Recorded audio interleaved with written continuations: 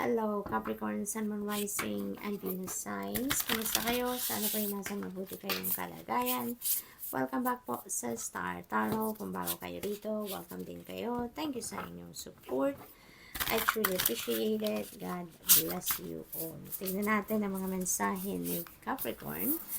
Unang mensahe po ninyo ay the Tower Energy. Ayan. So, parang may bagyong paparating dito para sa iba sa inyo. So, get ready because things might, sabi dito, things are about to get shaken up. So, ibig sabihin nito, Capricorn, na maaari, no? Of course, this is not going to resonate with everyone. So, just take as it resonates.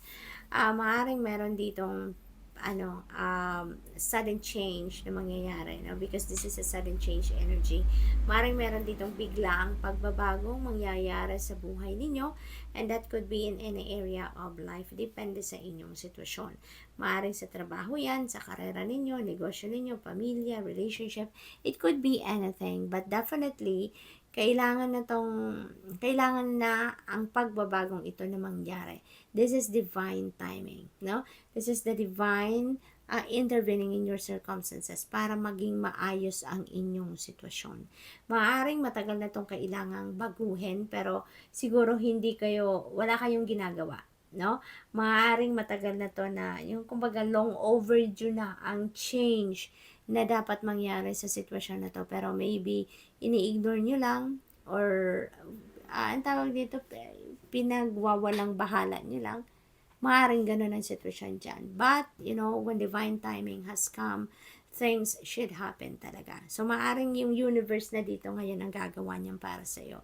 It's the universe doing the favor for you. Kaya, maaaring may discomfort ito na maranasan kayo, ma-feel kayo dito. It's because nga, hindi ninyo ito idea, hindi ninyo ito kagustuhan. Hindi kayo ang gagawa ng pagbabagong ito, no?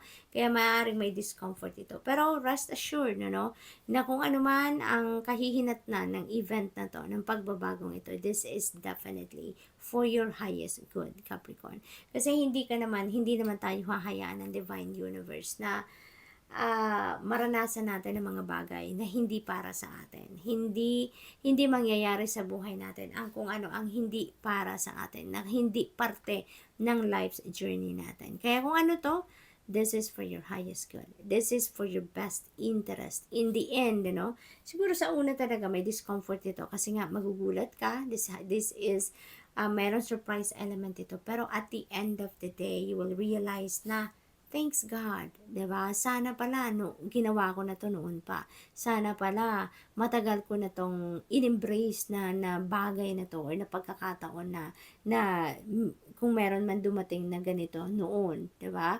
So may mga ganong ganap dito ang iba sa inyo. So this is for your best interest. What else? We have King of Wands. Ayan. So dito naman sa King of Wands, maybe some of you Capricorn is going to embrace, or you're going to embody, thank you Spirit, embody the energy of King of Wands. Si King of Wands, very supportive siya, very helpful siya, very influential siya in a good way, very magnetic, very charismatic. So maybe ang iba sa inyo dito Capricorn, mapapansin niyo na yung mga tao sa paligid niyo kusang lumalapit sa inyo, to help you, hindi para humingi ng tulong sa inyo, kundi tulungan ka, yung suportahan ka. Handa sila na laging umagapay sa iyo kahit hindi ka humihingi ng tulong. Yung ganun ba? For others of you, yung ninyo ngayon, yung ang tawag dito, yung mission ninyo sa buhay ngayon is to be the beacon for others. Maybe you're being called now to step into your purpose or to step into your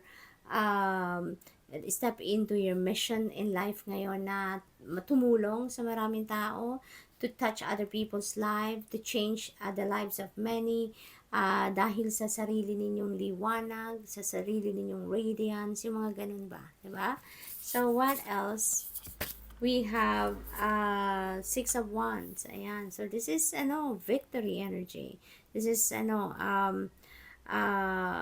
tagumpay, So maybe talaga kung ano man ang gagawin niyo sa ngayon Capricorn, maybe you're going to succeed. This could be related to work. Could be related to career, no? Maybe sa ngayon, mapapansin na din ng mga employer ninyo, ng inyong mga bosses ngayon, ang inyong performance sa trabaho, ang inyong ginagawa sa trabaho. So maybe now is the time that you're going to be recognized. Now is the time that you're going to be rewarded financially sa kung ano man ang inyong good job or excellent job na ginagawa. So finally, you are going to attract the attention of many people sa ngayon dahil sa inyong performance sa trabaho, sa sumisipa siguro ngayon ang inyong karera, kaya makikita na yan, mapapansin na yan na mas maraming tao na ngayon makakapag appreciate ng inyong ginagawa. So, good luck to that. So, we have Cozy Witch. Ayan. So, you're going to start anew dito sa buhay ninyo. This is Tower Energy, a new beginning energy. Cozy Witch is a new beginning energy. So, definitely, Capricorn, meron kayong sisimulang bago. You're going to embrace a new endeavor dito, a new phase in your life. Tsaka dito, you are taking a chance. So, most likely talaga linked ito dito kay Tower. Na kung saan man kayo dadalhin ng sitwasyon na to, you are definitely going to embrace it. No? That is an uncharted territory for you na magbubukas para sa inyo. But, you are going to, to embrace that fully. Meron ditong pagtitiwala sa inyong sarili din, pagtitiwala sa divine universe na you will be supported. Kung ano ang kailangan ninyo, kung ano yung gabay siguro, or kung ano man ang magiging sitwasyon ninyo dito sa kung saan kayo patungo dito, you are trusting the divine 100%, na lagi siyang nandyan at tutulungan ka, na lagi siyang nandyan para gabayan ka, no? Kaya even if this is an uncharted territory na pupuntahan ninyo, this is definitely new for you, parang wala din kayong takot na mararamdaman dyan. You're going to be very confident dahil alam ninyo na aside from you have capabilities, you have talents and gifts na magagamit ninyo along the journey, you are trusting God sa sitwasyon na ito. So, good luck. And that's all I have for you for today. Thank you for watching. Love and light. Namaste. Hello Virgo, Sun, Moon, Rising, and Venus signs. Kamusta kayo? Sana po nasa mabuti kayong kalagayan. Welcome back po sa Star Tarot. Kung bago kayo rito, welcome din kayo. Thank you sa inyong support. I truly appreciate it. God bless you all. Tingnan natin ang mga mensahe ninyo Virgo. Paunang mensahe po ninyo ngayon ay Six of Swords. Ayan, so there is travel dito for some of you Virgo. Maybe you are embarking on a travel dito, maybe over water ang biyahe ninyo dito, maybe you're going for a cruise, maybe you're going for a ferry ride, depende sa inyong sitwasyon, but definitely there is relocation dito, there is travel, there is relocation, you're moving forward with your life dito. Now, this is you starting a new life, Virgo, kasi yung Six of Swords energy dito, nanggagaling kayo dito sa isang sitwasyon na masalimuot, nanggagaling ang iba sa inyo dito sa sitwasyon na unhealthy para sa inyo. Kaya, you are moving on with your life dito. You are choosing your life, you are choosing your happiness, you are choosing your peace and safety dito. Kaya, aalis kayo. Kung saan man kayo patungo, this is where you're going to be happy. This is where you feel like you're going to be safe. Yung ganon. Kaya, yung travel na to, ay maaari talaga na, alam mo yun, yung may konting tension kapag nararamdaman, pero there is also an excitement. Kasi handa na kayong magsimula ng bagong buhay, handa na kayong magsimula ng bagong chapter sa buhay ninyo na mas magiging peaceful na ang inyong pakiramdam. So, this could be a situation like pamilya, relationship, trabaho, whatever it is, na sitwasyon na iiwanan ninyo dito, finally, 'di ba, makakaalis na kayo physically and mentally sa sitwasyon na yan na talaga namang nagpahirap sa inyo, okay? So, we have Two of Wands. Ayan, so you're planning at this time, you are planning, naghihintay na lang kayo dito ng right timing or divine timing, So, maybe talaga ang iba sa inyo, nandito sa sitwasyon na to, nag-strategize kayo, tinitingnan ninyo kung saan kayo papunta, kino-consider ninyo dito ngayon siguro kung anong mga options ninyo para na makaalis na kayo sa sitwasyon na panggagalingan ninyo dito sa Six of Swords energy. So maybe you've been thinking for so long na about this, na gusto niyo nang umalis, gusto niyo nang iwanan ng kung ano man ang toxic situation na to. So now you're just waiting for the right timing. Maybe you're just waiting for the people na makakatulong sa inyo, or waiting for the right time, right place, no? Para maisagawa ninyo ang pag-alis ninyo na yan. So, we also have Ace of Wands. Definitely, you're starting something new because Ace of Wands is a new beginning energy. So, magsisimula kayo dito ng bagong path. You are heading towards a new path. You are heading, or you are embracing a new situation dito. This could be new opportunities na parating dito sa inyo. Na ito yung, siguro kung saan kayo papunta dito, no? Kasi maaaring trabaho ito na iiwanan ninyo. So, maybe there is an opportunity dito na kumakatok na agad sa inyo for a new job, diba? Maaaring this is a new opportunity na kumakatok na sa inyo. And maybe this is where you are heading. Maaaring papunta kayo dito kung nasaan man ang offer na yan. So, good luck. What else? We have Nine of Swords. Ayan. So, dito kayo nanggagaling, Virgo. Dito kayo nanggagaling. You're worrying too much, no? You're worrying too much. Pero, papunta kayo dito eh. Napakaganda, first step, second step, third step, and fourth step. So, dito kayo magtatapos. Makukuha nyo na yung bagong buhay, yung pagsisimula ninyo, yung starting fresh, kumbaga napunta sa buhay ninyo. Kasi dito, kung ano man ang sitwasyon ninyo dito na iiwanan, you've been very, very, uncomfortable with that. Kasi dito nga, hindi na kayo nakakatulog, hindi na kayo nakakapag-isip na maayos, wala kayo sa vision ninyo, siguro, distracted kayo, worried kayo, stressed out kayo, no? You're having sleepless nights kasi nga nai-stress kayo sa inyong sitwasyon na gustong-gusto nyo nang bumangon at gusto nyo nang umalis sa sitwasyon na yan, no? So, maaaring ganun ang sitwasyon, pinanggagalingan ng iba sa inyo dito, Virgo.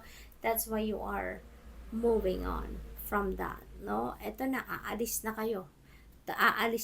Pinagplanuhan nyo na yan. Maaaring yung sleepless nights na to because also nag-strategize kayo, nagpaplano kayo, you're exploring different kinds of options dito na kung ano yung gagawin ninyo, saan kayo patungo, paano ninyo gagawin. So, maaaring yan din ang naging dahilan din ng sleepless nights ninyo, diba? So, but now, you're heading towards the light. You're heading towards a new beginning dito. So, good luck po. And that's all I have for you for today. Thank you for watching Love and Light. Namaste. Hello, Taurus, Sun, Rising, and Venus signs. Kamusta kayo? Sana po yung nasa mabuti kayong kalagayan.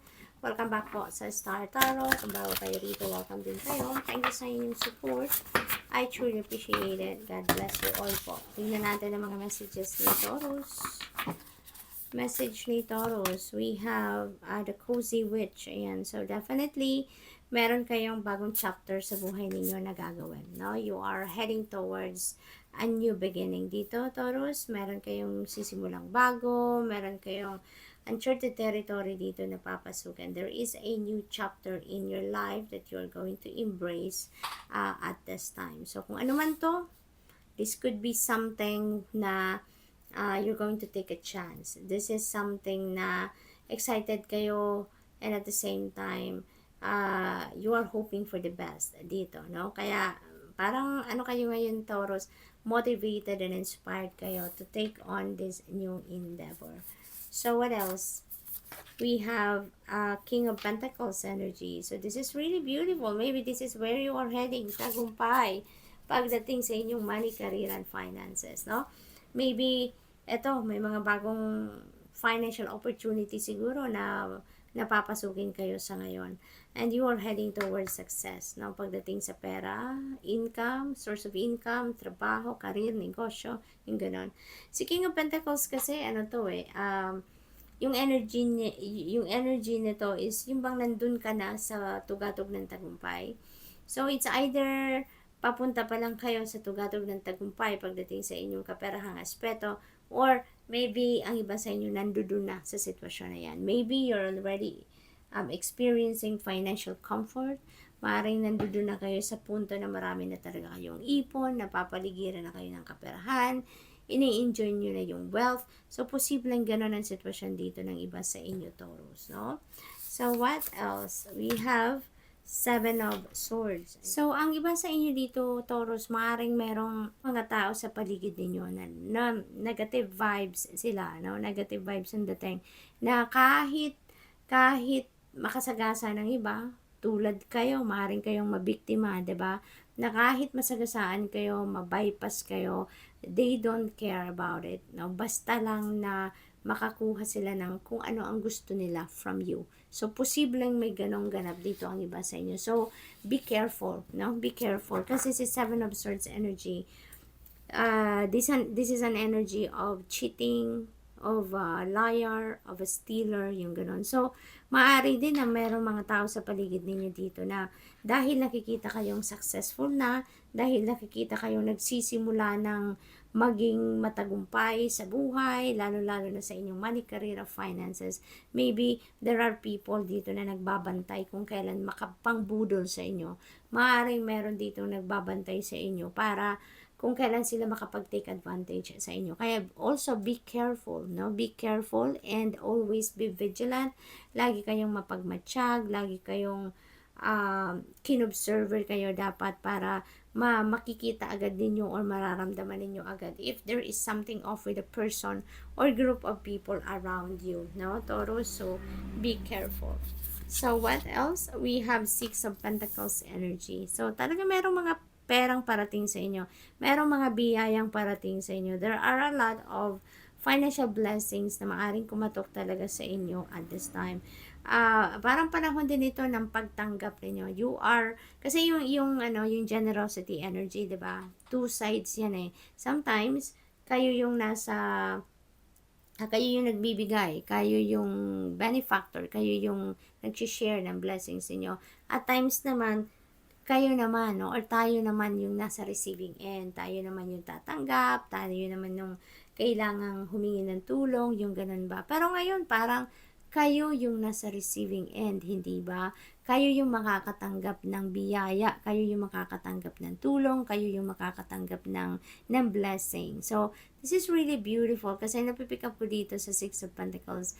Meron kayong mga ginawang magaganda in the past, no? And there are people that are going to pay back sa inyo sa ngayon. Yung parang token ba ng pasasalamat, expression of gratitude nila para sa iyo sa mga naitulong mo sa kanila in the past. Kaya, maraming biyaya ang dadating sa inyo sa ngayon, Taurus. So, good luck and that's all I have for you for today.